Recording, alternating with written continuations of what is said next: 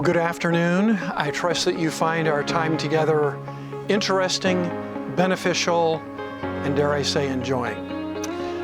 We have some very special guests with us today. First, I would like to introduce to you Mark Tooley, who in some regards is actually our host, who is helping us put on this presentation today. Thank you, Dr. Middleton. I am president of the Institute on Religion and Democracy in Washington, D.C., and editor of our magazine, Providence, a Journal of Christianity and American Foreign Policy. And we're able to bring this program to you because of our campus outreach initiative started just last fall, in which we send scholars of political theology to Christian college campuses, including some seminaries. You might ask, what is political theology? Well, scholars can give you a better answer than I can, but typically I describe it as how the church has understood God's purposes for government. And our concern in terms of why we created this initiative is that in American Christianity, which is increasingly post-denominational, we have forgotten what the historic church has taught us about God's purposes for government, the Catholic perspective, the Protestant perspective, among Protestants, the great traditions, Anglican, Lutheran, Reformed, Presbyterian, Baptist, Methodist, etc. So hopefully, in sending these scholars out to Christian college campuses, we can uplift historic political theology and maybe launch the first baby steps in terms of restoring our appreciation for these great traditions. But I'm delighted that Eric Patterson is able to speak to you today from on political theology, of course, but in terms of national security, foreign policy, just war teaching, obviously always pertinent and relevant, but especially these days. So thank you for listening. And in terms of promoting my own organization, we are always looking for interns at our Washington, D.C. office.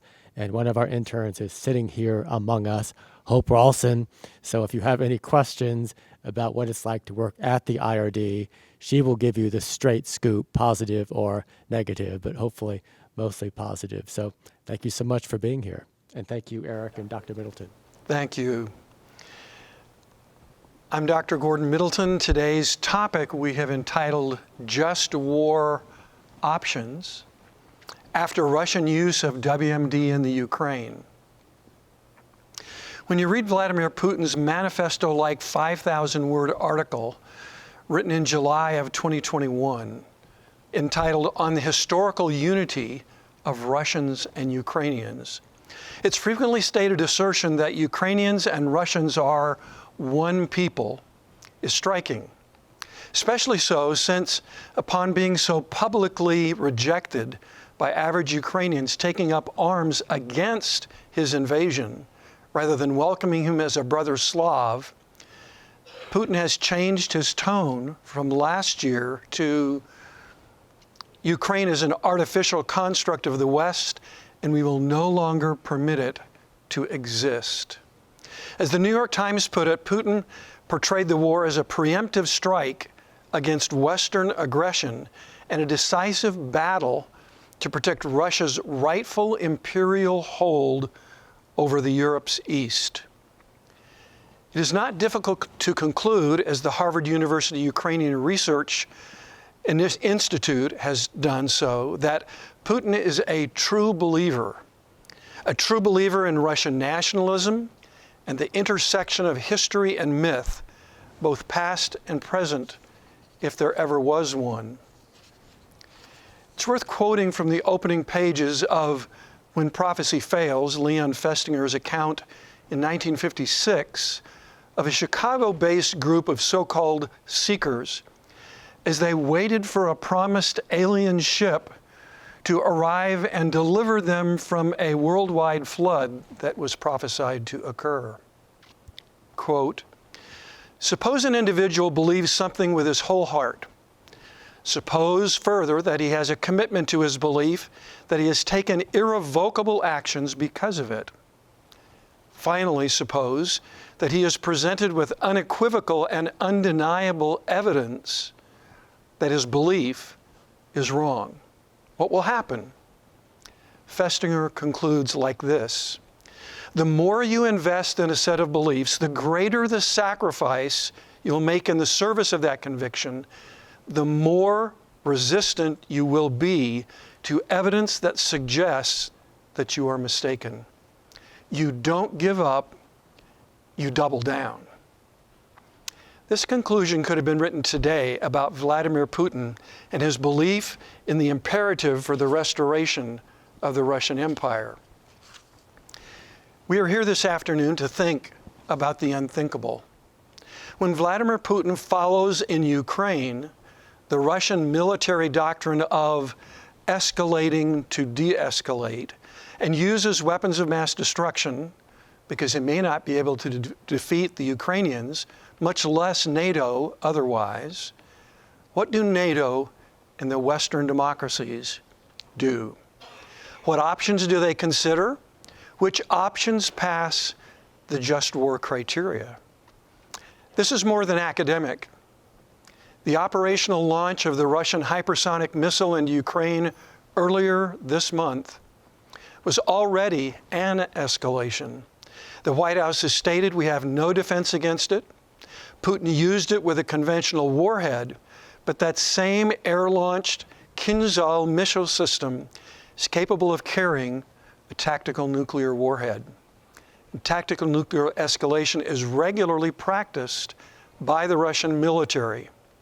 This recent missile launch into the western Ukraine is considered by many analysts as a signal of Putin's willingness to use WMD in Ukraine, and makes our topic for today almost too real for comfort. We have with us today Dr. Eric Patterson, who is a well-known expert and much published author on just war, to help us consider just such possibilities.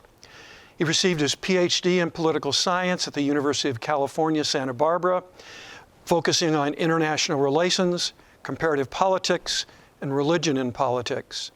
His master's in international politics was from the University of Wales, and his BA and bachelor's in education from Evangel University in Springfield, Missouri, in biblical studies and music education, respectively. Dr. Patterson is going to come at this time with a short refresher on just war, and after that, I will get the discussion started with several possible options for him to evaluate in light of just war. And last, we have reserved time for question and answers from you, the students. And when we get to that point, if you'd please come up and cue yourself at this microphone up in front so we make sure we get your full question on the video, we'd appreciate that. At this time now, would you please help me welcome Dr. Patterson.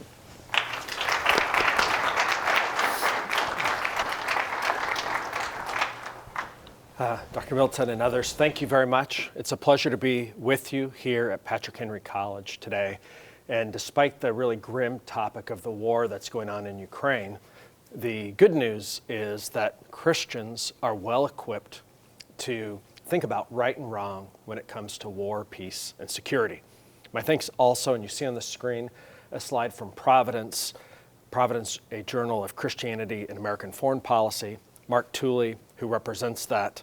I urge you, all of you who are interested in national security policy and foreign policy, this is the best resource on a daily basis for understanding a Christian framing for how to think about issues of war and peace.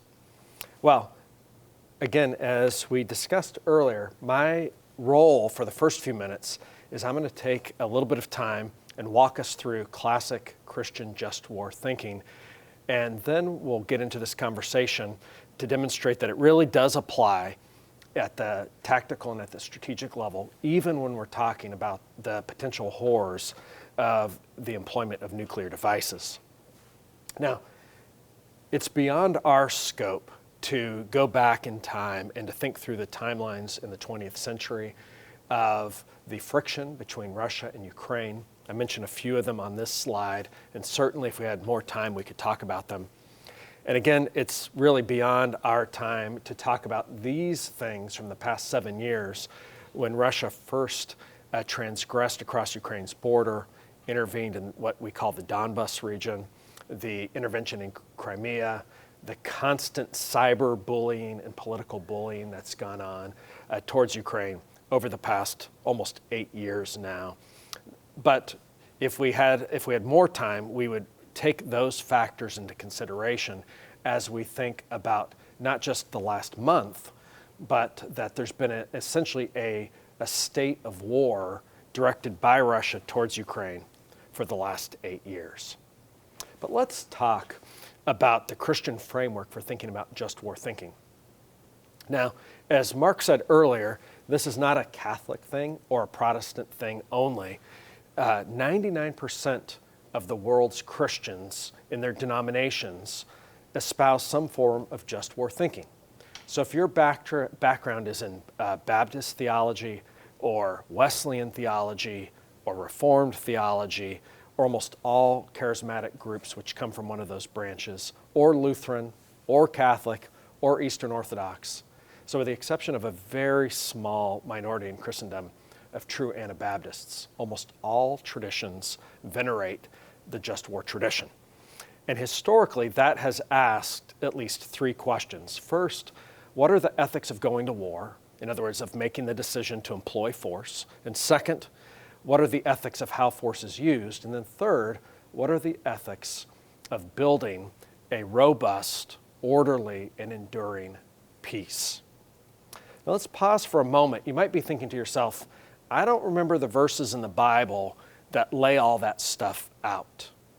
But just like most other things in life, the Bible lays a rich theological bedrock, and then we build from there the principles for living in social life, right? So it's better to think about this as just statecraft, just politics, than only narrowly focusing on interstate war. And I've put a few of those principles on the screen here. So for instance, the Bible has a lot to say about stewardship, right?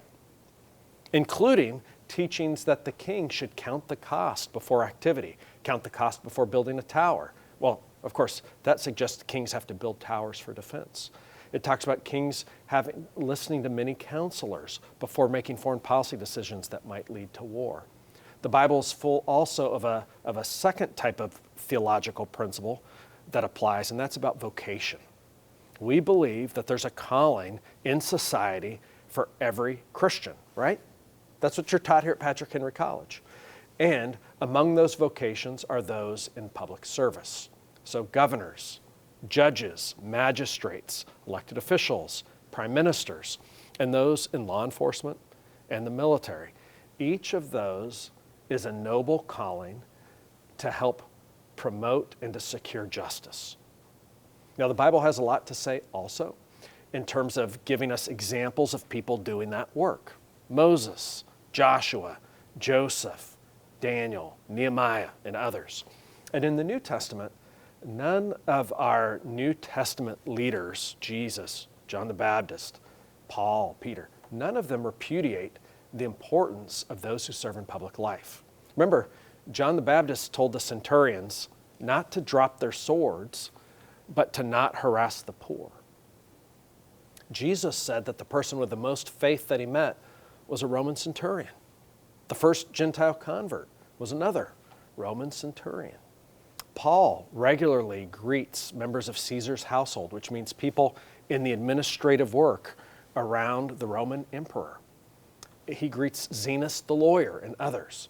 So the Bible is full of these little moments where we see that there are people who are called into public service vocations, and some of those have to do with the business of law enforcement and war. Another biblical principle that we see is the principle of political order. Christians believe that the Lord set up natural institutions in society. The church, the family, government, right? These are natural institutions that are God ordained, both in the Old and in the New Testament eras. They matter. And so they have a role to play, and we have teaching on them, such as Romans 13 that tells us that government is there for our good. It provides defense, it provides justice, and by the way, we're supposed to pay our taxes, right? Now I could go on, But an underlying principle so often in the Bible, of course, as Jesus reminds us, is the principle of love. The question often is, how do I love my neighbor in the vocations to which I'm called? And so a lot of times people say, well, yeah, I'm supposed to love the guy or gal next to me.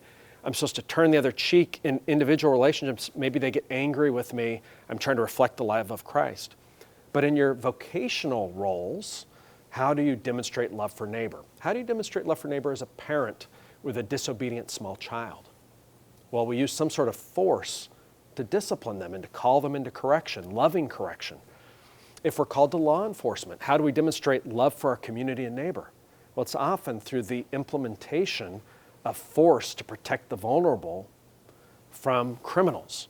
And the same is true for elected leaders, and it's true for people in the military as well.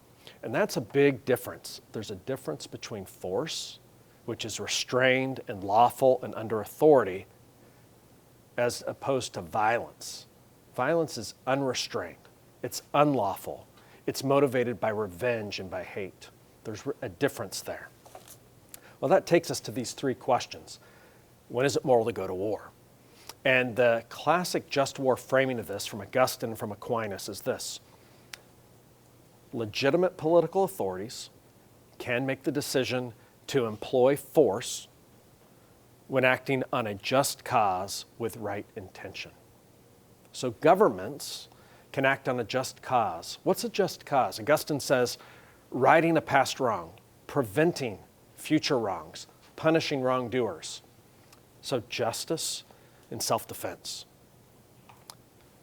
And right intention. And this is something that we as Christians play a big role in. We're not just saying, well, that the end justifies the means. Whether it's God talking to Samuel in the Old Testament that God looks on the heart, not on the outward appearance, or Jesus reminding us that the birthplace of sin is inside of us, not externally. Motivations, intentions matter. So what's a good motivation for going to war? Protection, neighbor love, defense of the community, love of country. Those are different than revenge, vengeance, hatred, greed, or lust. Now, we've added over time some prudential criteria that wise leaders take into account. Is there a likelihood that we'll be successful? Is going to war proportionate to the grievance and to our objectives? And have all reasonable efforts been made at the other elements of resolving conflict?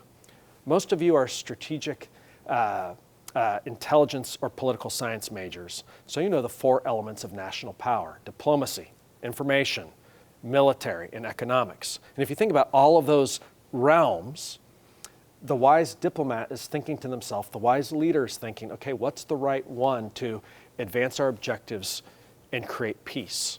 And at times, the right one, you get to that last resort moment, the right thing is the use of the military instrument. Now, when the decision is made to go to war, then there are criteria for how war is fought. And again, you can see that these are really stewardship and limiting, the restraining principles. The first is military necessity. It is important to actually to fight in a way with an eye towards victory on this battlefield at this time, to protect our troops and to win. But we restrain that through proportionality, meaning that the tactics we use, the weapons we use here and now, are proportionate to the threat. So for instance, you wouldn't drop a nuclear bomb on a sniper who's shooting at you, right? That's ridiculous. It's disproportionate.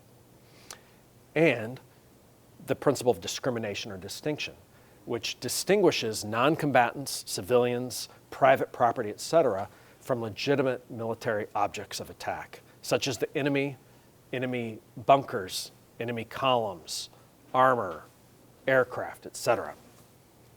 Well, we always want to keep an eye towards the ethics of late conflict and post-conflict. How do we bring a conflict to an enduring, secure peace? And there's three principles here. The first one is order, and this is much harder to attain than most people realize. In places like Sudan and Afghanistan, places that have endemic insecurity, it is very difficult to achieve a basic order. And order is made up of three parts: One is just basic services and governance. Can a government provide a basic level of services and governance within its borders? Second, does the government have to worry about internal threats like insurgents or insurrectionists or criminal cartels? And third, is that country stable on its borders, or is it facing imminent threat from outside? You think about Afghanistan, it never met those conditions of order over the past 20 years. You think about Ukraine today, what might a new security arrangement look like? Somehow it has to have a secure eastern border. It has been insecure for the past decade. Now, at the end of some wars, we can take steps towards justice, holding some people accountable for wrong, restitution or restoration to victims. We can talk about that if you like later. And over time, a goal should be, although it's very hard to put into practice, conciliation, which is coming to terms with the past in a way that we can imagine former adversaries as at least inhabiting the same space in a future peace. I'm not talking about kumbaya or rainbows and unicorns and cotton candy and everybody gets along. I'm talking about the hard work of changing the security dynamics so that former adversaries can at least live side by side in some sort of new consensus about peace and security. Well, that's a framework for thinking about issues of war and peace from a Christian perspective. And it's not just historic battles, what happened in the US Civil War, what happened in the American War for Independence, but it applies to the issues of today, and it applies to the very difficult issues that we're going to talk about, including the potential for deadly weapons of mass destruction. So, Professor Middleton, over to you. Thank you.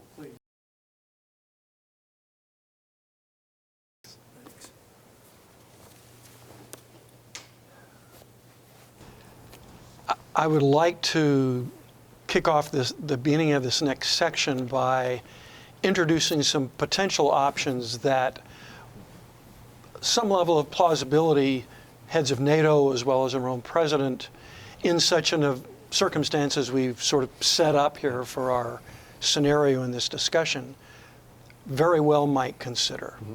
And we'll go through them. I encourage the students to be thinking of your favorite scenario that you might like to suggest in similar fashion when we get to the Q&A.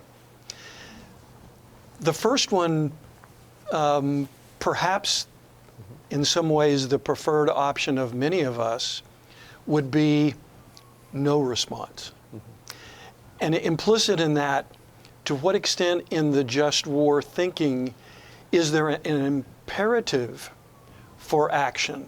I think most often we think of it as a permissive kind of criteria. Is there any implication of the necessity of defending the little guy, in a sense, in this situation? Yeah, well, the just war tradition doesn't say that you have to get involved in all fights, all the time, everywhere. Not even the powerful United States has that responsibility. What we would expect is that we would honor our word and our commitments. So for instance, if we were bound by a treaty to come to the aid of another country, it would be dishonorable. But by no means does that mean that any government, and in this case we're talking about the United States, has to respond with military force at all times and all places to prop up the little guy. Now I will say one other thing.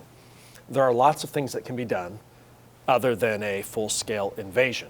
And that range of possibilities goes everything from providing weapons so that the Ukrainians can defend themselves, by the way, which we didn't really do until very recently. We did not provide them with what they were asking for in the past. And second, there's a lot of non-military options that countries are doing. An example of this is that 4 million Ukrainians have fled the country, by the latest counts, I believe, and that European countries are hosting them. And countries like the United States can provide a lot of the humanitarian aid needed for those refugees. So it's not simply that it's all or nothing, war or peace. There's a whole range of options between do nothing and do something. Okay. Along the lines of economic kinds, one of those other instruments of national power, something that I think of as sort of the George Weigel option. He recently wrote a piece in Catholic Review essentially suggesting that some of the money and funds recouped via some of the economic sanctions could in fact be used to help replenish some of the military supplies of the Ukrainians, as well as for broad economic restoration and rebuilding of the country, already which some estimates reach $100 billion to do something like that.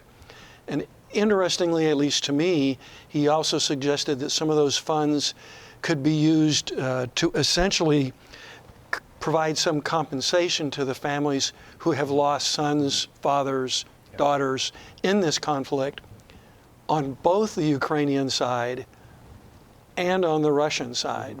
It's also interesting that he pointed to in that article Putin's wealth is estimated to be somewhere between 100 and 200 billion, Right. with much of that located outside of the country, so it might be accessible, as well as the group of Russian oligarchs with somewhere on the order of $800 billion that potentially would be touchable. How would you react to his thoughts in that regard? Yeah. So as I said in the presentation, and I talk about at length in my book, Ending Wars Well, when you think about post-conflict justice, we think about aggressors and we think about victims. We think about punishment on the one hand and we think about restitution on the other. And in the past, the way that we did punishment was we punished a country. And so we would impose sanctions after the fact on the country often, and the whole country would have to pay, and the elites would get off scot-free, really. And a good example of this was after the 1991 invasion of Kuwait, in which the world community pushed Saddam Hussein's Iraq out of Kuwait. We then sanctioned Iraq with a program that was notoriously corrupt. By the way, those payments went on starting in 1992 or 1993 until February of 2022, last month. The payments went on for 30 years from Iraq to Kuwait. But throughout the 90s, what those payments did was the elites lived in the pleasure palaces of Iraq. I've been in those palaces. They lived an opulent life in harems, basically, whereas the common Iraqi was hit by these sanctions.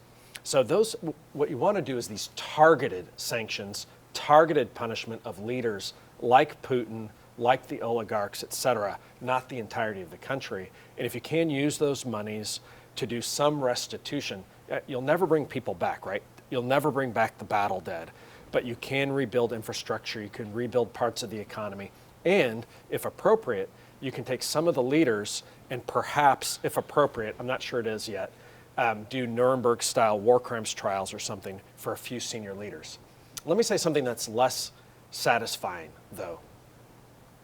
If there was a popular uprising in Russia and Putin was looking like he was going to crack down on his own people, maybe detonate a nuclear device in Ukraine, the best option might be to let him go into secluded isolation somewhere with his billions, send him to a chalet in the Swiss Alps and lock him down in luxury for the rest of his life. We usually don't think that way, but we used to think that way. It was usually there would be an off-ramp for dictators. They could take some of their money, go hide in their castle, and we'd lock it. It would be splendid isolation until they died, like Idi Amin and others. We haven't done that so much since the 1990s. I'm not sure it'll work for Putin, but it's worth remembering that's an off-ramp for some dictators. Great. As many of us are aware, the Russians have made no secret that they have sent some of their special forces, even mercenaries, into Ukraine, trying to hunt both Ukrainian leadership in general and particularly President Zelensky. It is certainly possible that NATO might make a decision to provide logistics and intel kinds of support to some sort of Ukrainian response to that that might attempt to target Putin and some of his leadership back in kind. That wouldn't necessarily be NATO directly with hands on the weapons, but providing some of that infrastructure support. What would be your reaction to that? Yeah. So I want to say something about the mercenaries and then say something about, a decapitation of a leader. So when it comes to the mercenaries, typically mercenaries are not seen, especially unmarked mercenaries, these so-called little green men, the Wagner group, people who are outside of the military chain of command and outside of uniform. They're seen as illegitimate under the laws of armed conflict, unless there's a very, very clear relationship between them and a government. And the reason comes back to these just war criteria about authority and order.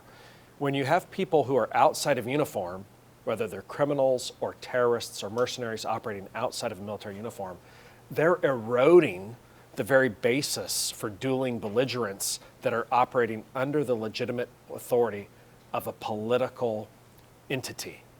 So they're as bad as pirates. They're as bad as a criminal cartel because they're operating outside of the bounds of legitimacy. And so this is a very illegitimate thing if the Russians are really doing this. And I actually have no doubt that they would play these games because they sent unmarked people outside of regular military uniforms in previous conflicts. Second, there's generally a proscription, in other words, a prohibition against targeting political leaders. So if it's true that there are assassins trying to go after Zelensky, that is an illegitimate activity under the laws of armed conflict. And you can see how this has its root in the idea that political authorities have a role to play in providing justice and order. And it's an attack on the basic framework of international life, and therefore it's been seen as illegitimate really throughout the last several centuries to attack the head of state or to attack the head of government because they represent the processes of political order and justice in the country. So if this is true, it's really an anathema. Now, if it's true that the Russians are going after Zelensky, it would not make it right necessarily for the West to help Zelensky to go after Vladimir Putin with a decapitation strike.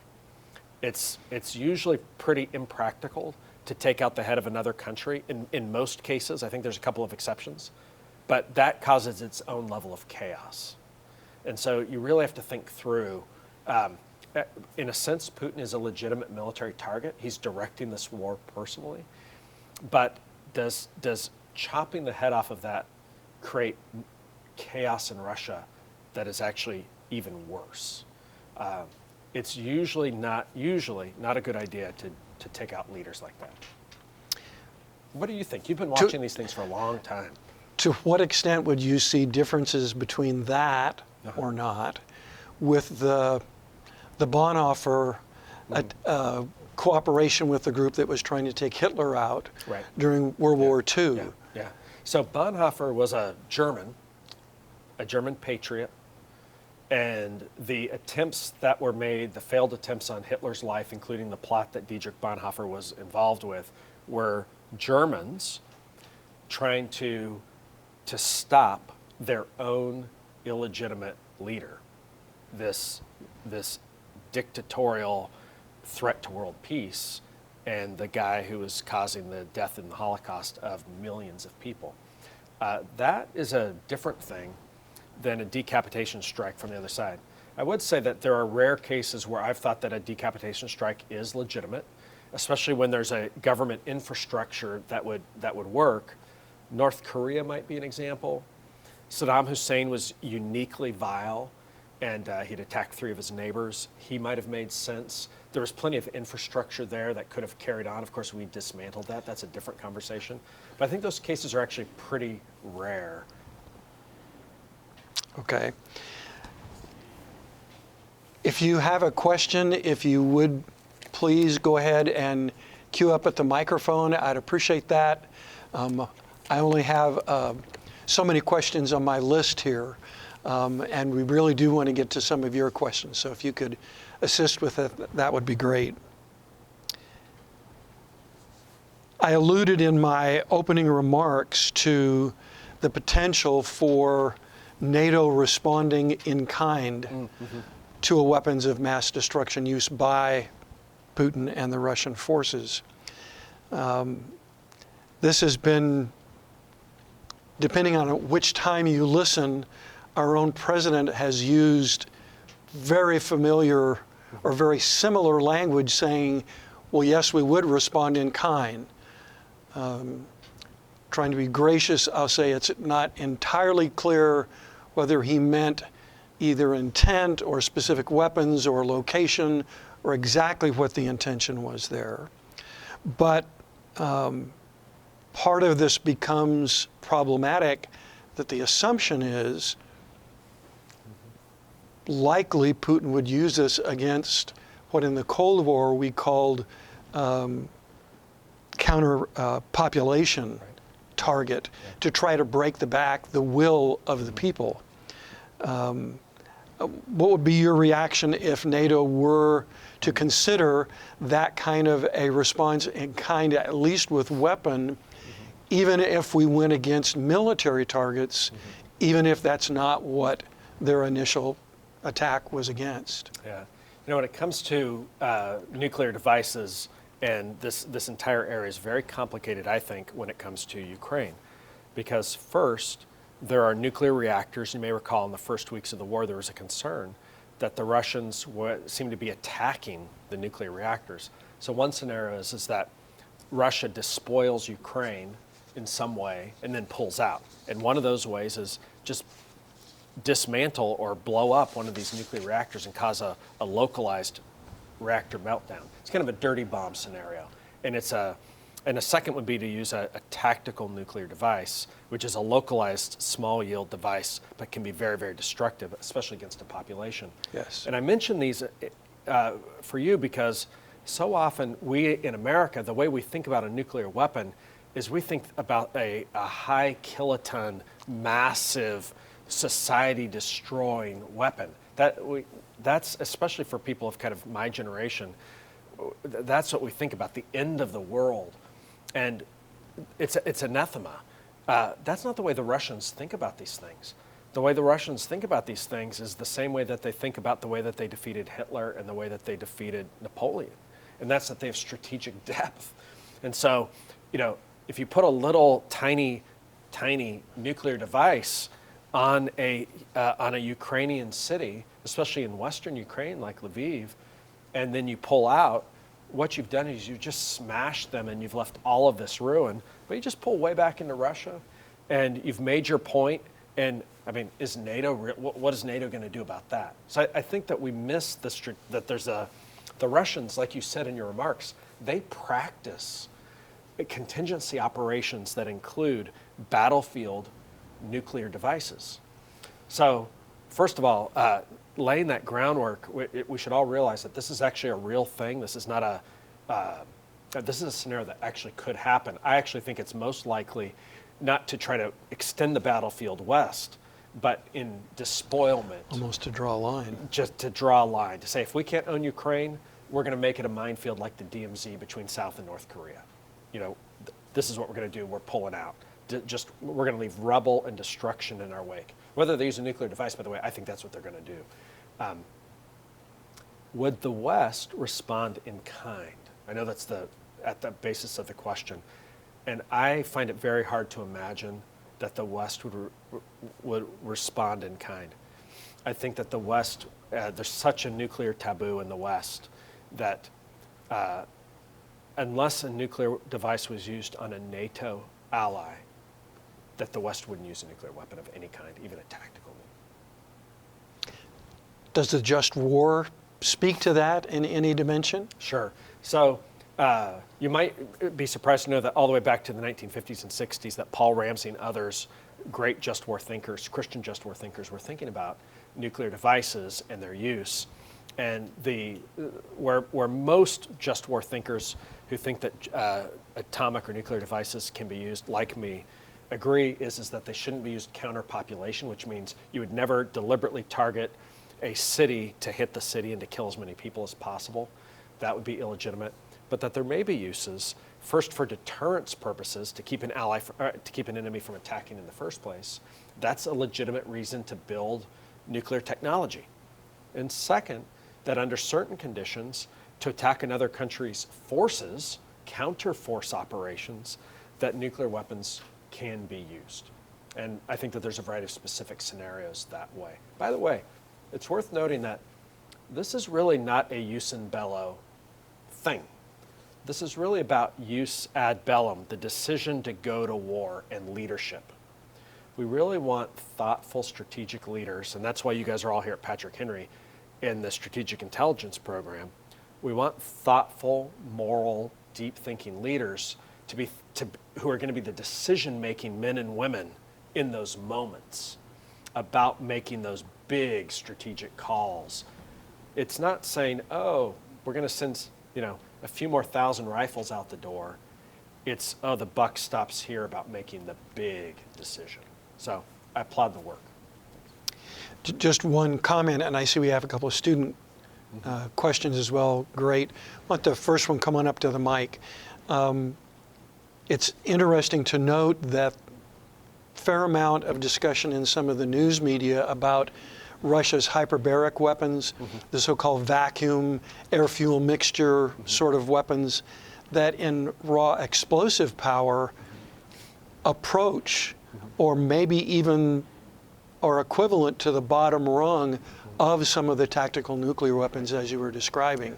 So from a non-political standpoint, they've already approached that range of destructiveness. First question, please. Certainly. So firstly, thank you so much for coming to talk to us today. I think this has been a really great talk. I've really enjoyed the lecture so far. I just had a question about applying just war thinking, particularly to the conflict in Ukraine, in perhaps a less conventional way, by targeting something like the power base of Russia's society and political infrastructure. In an article that Colonel Middleton provided to us, you mentioned how both Russia's religious orthodoxy has been a major source of power for their administration, and also how it's perhaps not that clear-cut in Ukraine. In the hypothetical situation where a tactical nuclear device is detonated in Ukraine, to what extent can you use something such as misinformation or even just intentional undermining of that religious or political social base to counteract that sort of idea, since it's not necessarily as clear-cut as just targeting your missile strikes against military targets as opposed to civilian ones? Sure. So let me comment on two separate parts of your question. And the first thing is just about, I want to say something about the religious dimension of this conflict because it really is fascinating.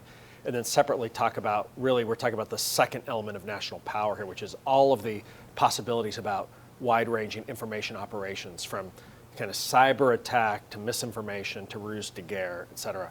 So first, on the religious side, this really is interesting because Ukraine, in a sense, I mean, have you stopped to ask yourself, what is it about little Ukraine? Its population is just a quarter, right, of Russia's, something like that, a third of Russia's.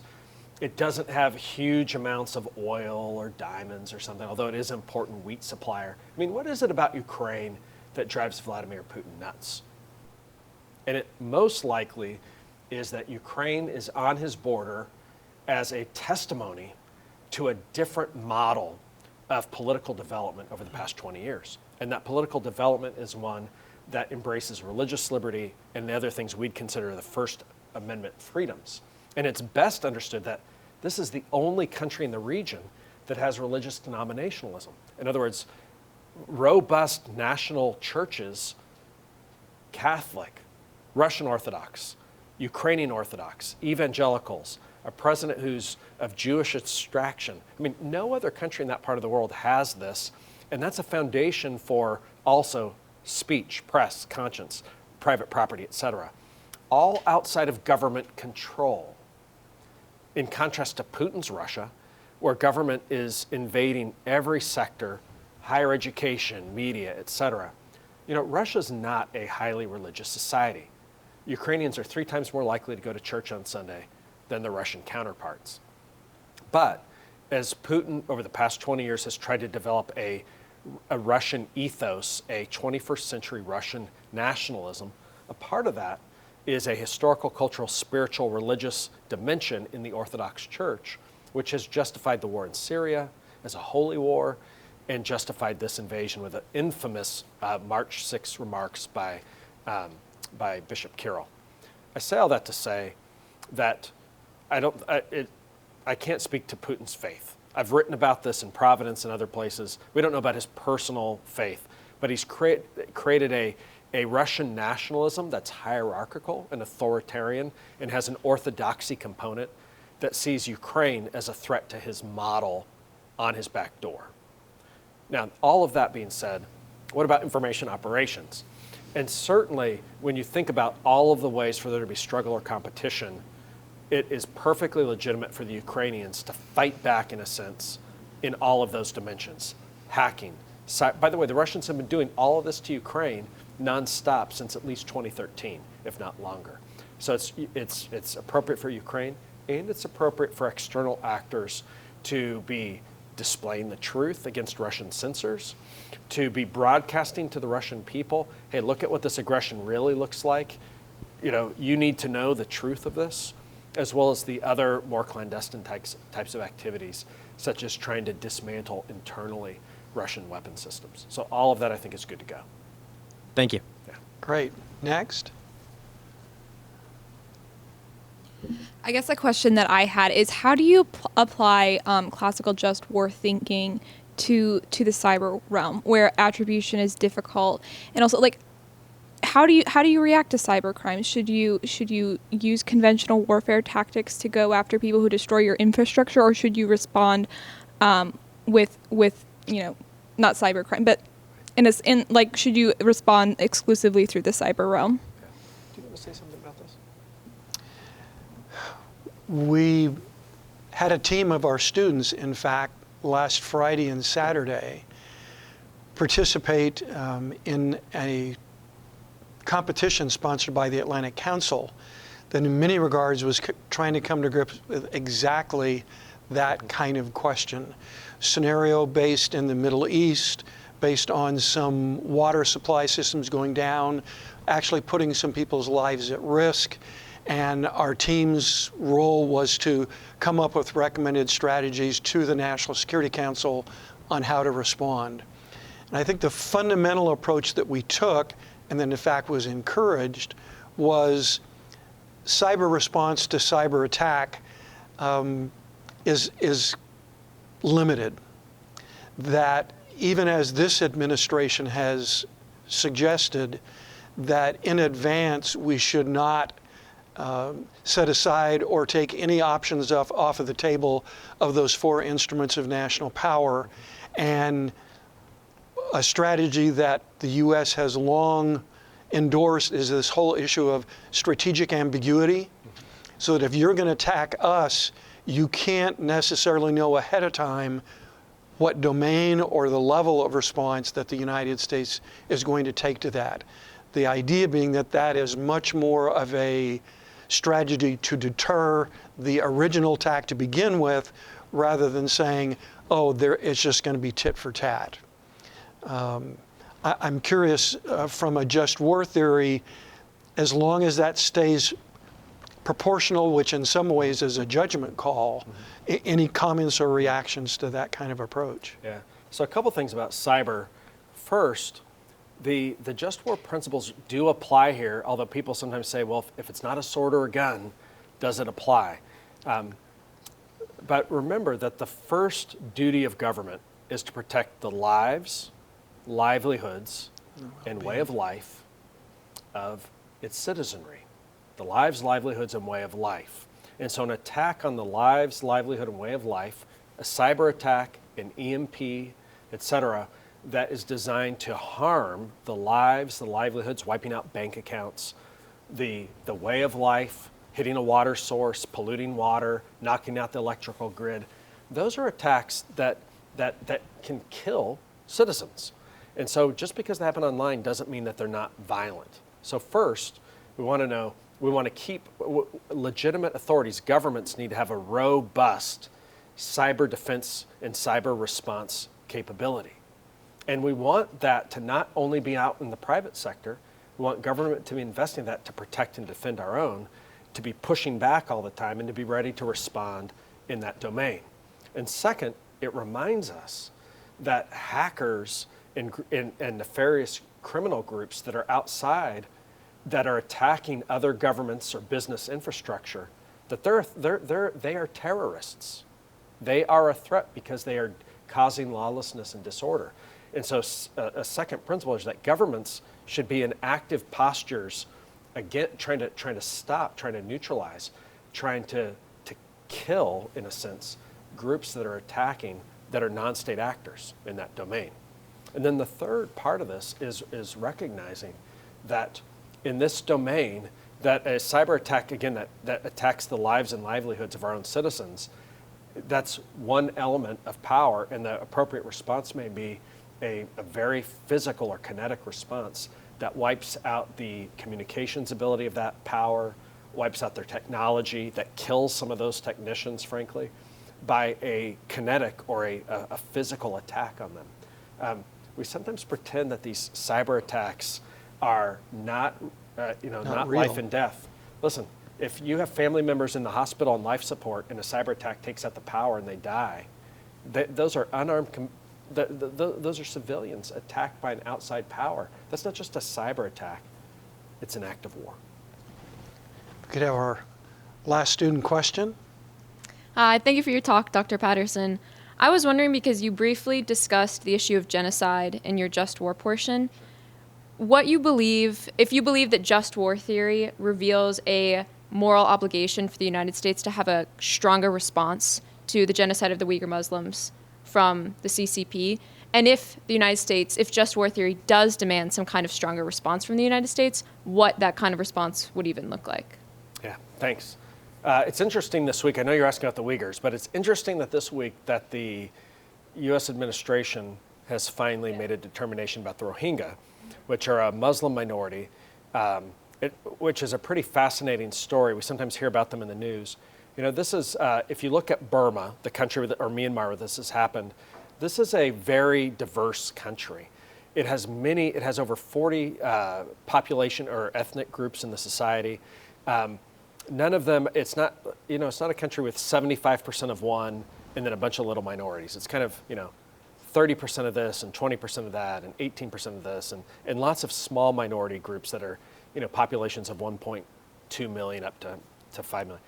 Starting in around 2016, 2017, the Burmese military essentially pushed out 1.2 to 1.4 of the 1.7 million Rohingya living in their country. I mean, think about that number. In the United States, it would be something like our military pushing out 25 million people across the border into Mexico. I mean, it's a really stunning number. And the U.S. government has finally said, okay, we think that this is a case of genocide, just earlier this week. Well, if that's the case, under the Genocide Convention, we've made a promise, we've made a commitment to act.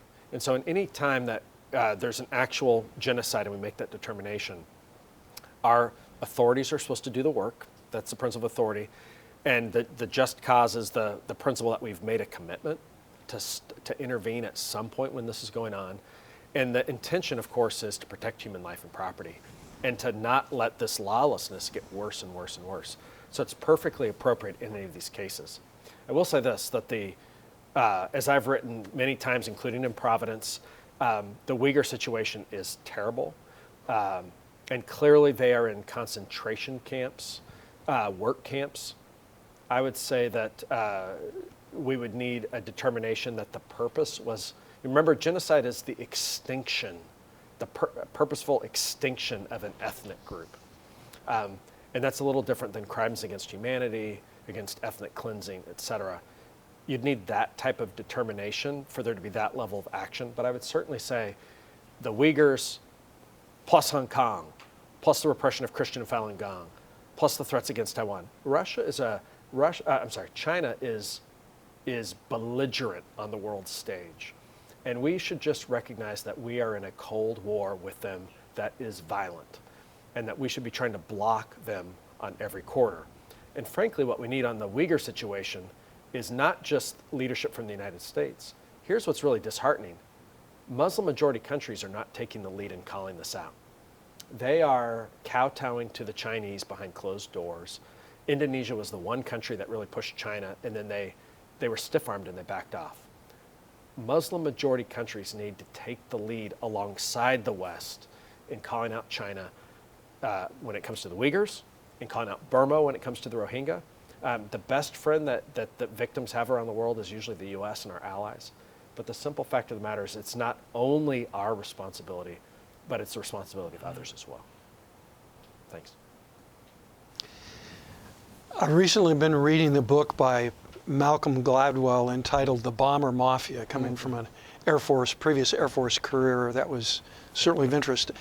In that book, he quotes General Curtis LeMay to the effect that when LeMay launched the B-29 strikes, firebomb strikes on Tokyo, that his comment was, if this raid works the way I think it will, we can shorten the war.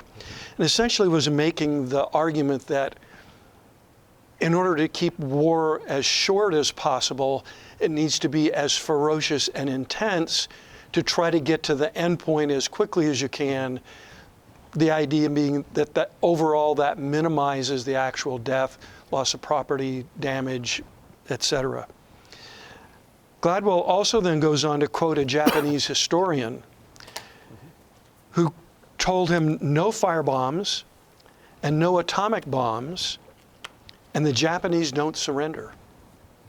And if they don't surrender, the Soviets invade, and eventually the Americans would invade in response to that. Japan gets carved up, just as Germany and the Korean Peninsula eventually were.